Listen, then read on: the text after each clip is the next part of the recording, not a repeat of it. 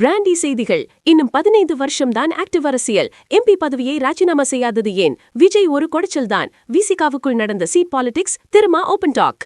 Hello மக்களே, இது உங்கள் லோக்கல் லேக்கா. இன்னைக்கு தேதி ஏப்ரல் 17, 2026. விசிகா தலைவர் திருமாவளவன் இப்போ ஒரு அதிரடி பஞ்ச் கொடுத்திருக்காரு பாஸ். நான் தான் எம்பி பதவியை ராஜினாமா செஞ்சுட்டு சட்டமன்ற தேர்தலில் நிக்கலான்னு பிளான் பண்ணேன். ஆனா சில விமர்சனங்கள் என் மனசை மாத்திருச்சுன்னு திரும்ப உடைச்ச ரகசியங்கள் இப்போ அரசியல் வட்டாரத்துல செம ஹாட். இது வந்த 7 அதிரடி தகவல்கள்.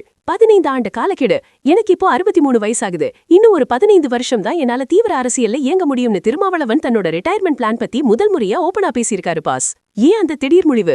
சிதம்பரம் எம்பியா இருக்கிற திருமா காட்டுமன்னார் கோவில் சட்டமன்ற தொகுதியில நிக்க போறதா சொன்னது அவரே எடுத்த தனிப்பட்ட முடிவுதானாம். ஆனா துணை முதல்வர் பதவிக்காக தான் இப்படி பண்றாருன்னு வந்த விமர்சனங்கள் அவரை ரொம்ப காயப்படுத்திருச்சு.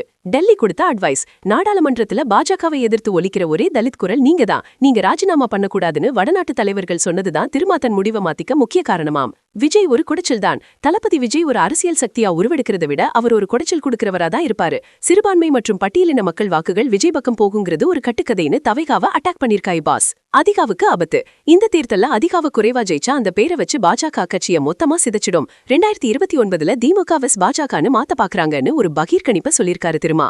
வேட்பாளர் தேர்வு ரகசியம். கட்சிக்குள்ள தகுதியானவங்க இருந்தும் இளைய பெருமாள் வாரிசான ஜோதிமணிக்கு ஏன் சீட் கொடுத்தோம்னு விளக்கிருக்காரு. அவரை தவிர வேற யாருக்கு கொடுத்திருந்தாலும் கட்சிக்குள்ள பெரிய குழப்பம் வந்திருக்கும்னு உண்மையா உடைச்சிருக்காரு பாஸ். தேமுதிகவுக்கு அதிக சீட்டா? விசிகாவை விட தேமுதிகவுக்கு அதிக சீட் கொடுத்தது பத்தி பட்டியலின ஆதரவாளர்கள் வருத்தப்பட்டாலும் தேமுதிக எதிர்க்கட்சியா இருந்த கட்சி அவங்களுக்கு மாநிலம் முழுக்க செல்வாக்கு இருக்குன்னு யதார்த்தத்தை ஒத்துக்கிட்டாரு திருமா. திருமாவளவங்கோட இந்த நேர்மையான விளக்கத்தை பார்க்கும்போது நம்ம தளபதி விஜய் சார் ஒரு படத்துல சொன்ன அந்த மாஸ் டயலாக் தான் ஞாபகம் வருது பாஸ். முடிவெடுக்கிறதுக்கு முன்னாடி 1000 தடவை யோசிக்கலாம். ஆனா முடிவெடுத்ததுக்கு அப்புறம் அதை மாத்துறதுக்கு ஒரு பெரிய மனசு வேணும்.